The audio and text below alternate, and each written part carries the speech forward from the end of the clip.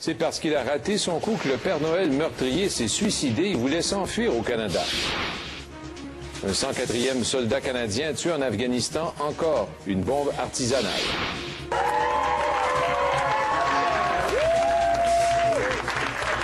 Les chasseurs d'aubaine envahissent des magasins pour le Boxing Day.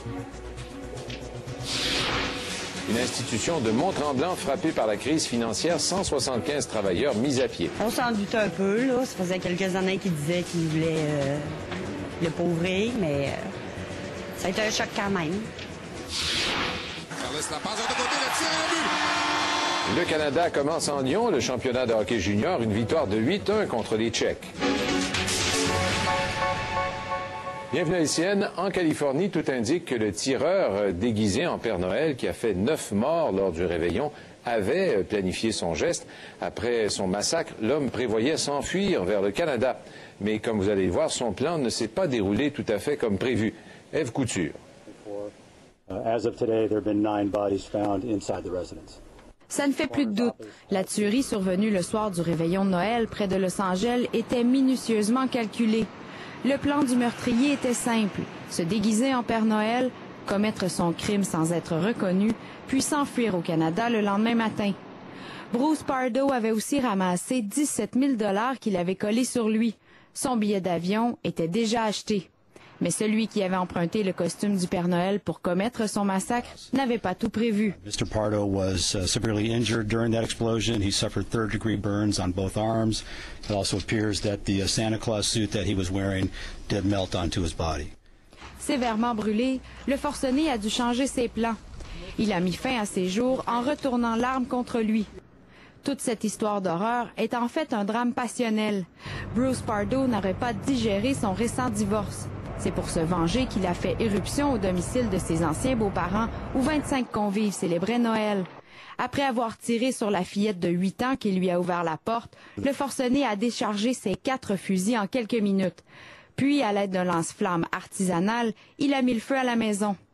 Dans sa folie meurtrière, Pardo a tué 9 personnes, dont son ex-conjointe et les parents de celle-ci. I can't even imagine. It's not human being. Les bandes sonores des appels logés au 911 seront dévoilées sous peu. Elles devraient pouvoir faire avancer l'enquête sur cette tragédie qui demeure pour plusieurs inexplicable.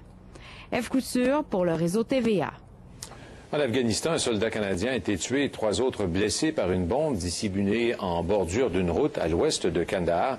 Les proches de la victime ont été informés, mais son identité n'a pas encore été rendue publique.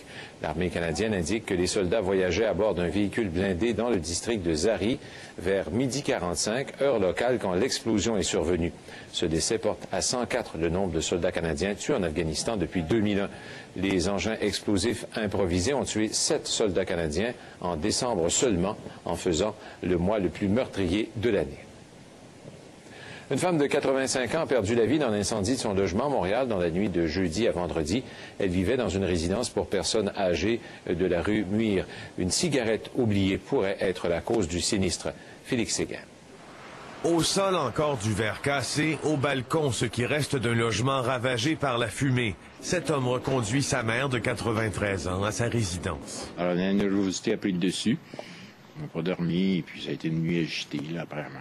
L'appartement de la victime se trouvait au 7e étage. Les flammes ont rapidement été maîtrisées. 2 personnes ont été transportées à l'hôpital, mais leur état n'inspire aucune crainte. Le décès de la dame de 85 ans a été constaté sur place. Le maire de l'arrondissement s'est rendu sur les lieux. Ça m'a attristé énormément parce que Noël et la période des fêtes, c'est le temps où on réjouit. C'est un article de fumeur qui pourrait être en cause dans cet incendie. Exemple, une cigarette oubliée. Il y a eu 2 autres sinistres à Montréal cette nuit, heureusement. Ceux-là n'ont pas fait de victimes. Les flammes ont aussi ravagé un immeuble à logement du nord de la ville. Les pompiers ont dû secourir des locataires incapables de quitter les lieux. Il n'y aurait pas de blessés graves. Presque au même moment, un autre feu se déclare dans l'est de la métropole. L'incendie a fait rage dans une résidence. L'origine est inconnue. Ces gestes, les pompiers les ont répétés des dizaines de fois au cours des 2 dernières semaines. alors que plusieurs incendies ont éclaté à Montréal. C'est possible que les gens aient un peu l'esprit ailleurs et portent un petit peu moins attention à toutes ces problématiques-là, que ce soit des bougies, des décorations de Noël. Alors, il faut bien surveiller dans cette période-là. Message de prévention, ne pas surcharger les prises de courant, débrancher les lumières de Noël. En 2007, 9 personnes sont décédées dans un sinistre à Montréal. Dans 89% des incendies, les détecteurs étaient absents ou non fonctionnels. Félix Séguin, TVA, Montréal. L'incendie qui a fait 3 morts il y a une semaine à Sainte-Sophie, dans les Laurentides, était bel et bien d'origine accidentelle. Les autopsies pratiquées sur les corps des 2 personnes âgées et de leur fille n'ont révélé aucune trace de violence. De plus, aucune trace d'accélérant n'a été trouvée dans les décombres. Parlons météo maintenant. Le Québec va connaître un redout au cours des prochaines heures. À Montréal, les citoyens devraient voir fondre la glace qui recouvre les trottoirs de la métropole. Environnement Canada prévoit une hausse des températures cette nuit. On peut s'attendre à de la pluie verglaçante, cependant, qui va se transformer par la suite en pluie.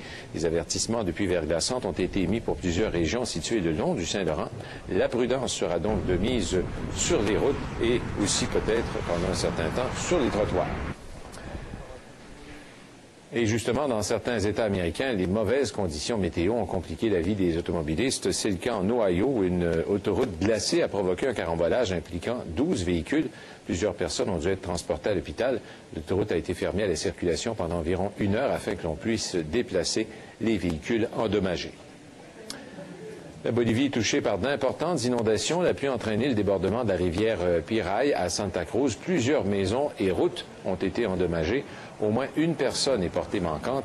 Les équipes de secours tentent maintenant de venir en aide aux personnes qui sont isolées par les inondations. On tente aussi de limiter les dommages.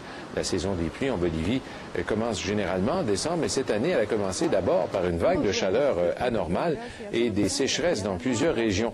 61 personnes sont mortes pendant la dernière saison des pluies et quelques 400 millions de dommages ont été enregistrés.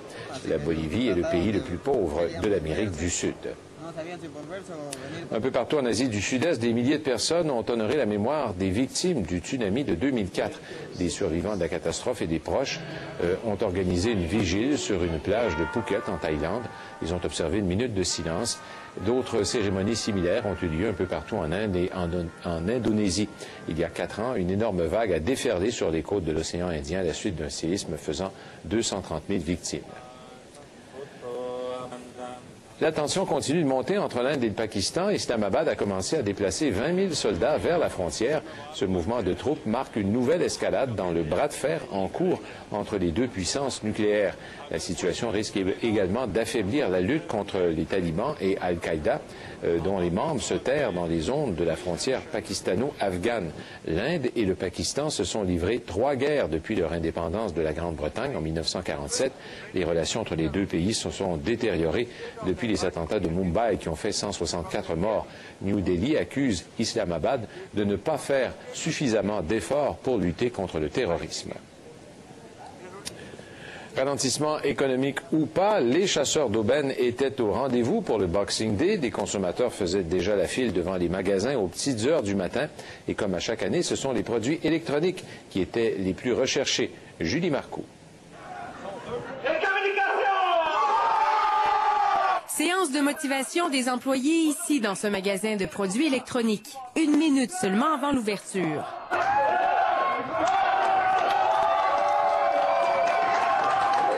À l'extérieur, certains clients ont attendu plus de 6 heures dans le froid. Et il n'y a pas d'âge pour courir les rabais. On pourra acheter plus de jeux. Ça va être moins cher. Karine a réussi à mettre la main sur le tout dernier modèle de caméra numérique qu'elle voulait. Puis je suis très contente parce que ça fait quelques jours que je le vise et puis j'ai réussi à l'avoir, voilà. C'est la première fois et je trouve qu'il y en a trop, il y a trop de monde. Mais c'est correct, on s'amuse aussi. Du monde, c'est vrai qu'il y en a. Pas facile pour notre caméraman de se tailler un chemin. Une grosse journée qui rime certainement avec rentabilité. C'est une très grosse journée. On a budgété quand même de faire, je pense, 1 million ou à peu près, ouais. 1 million seulement pour la journée d'aujourd'hui? Ouais, c'est beaucoup. La question que tout le monde se pose, est-ce que ça vaut vraiment la peine de vivre ça là, et de venir magasiner le 26 décembre?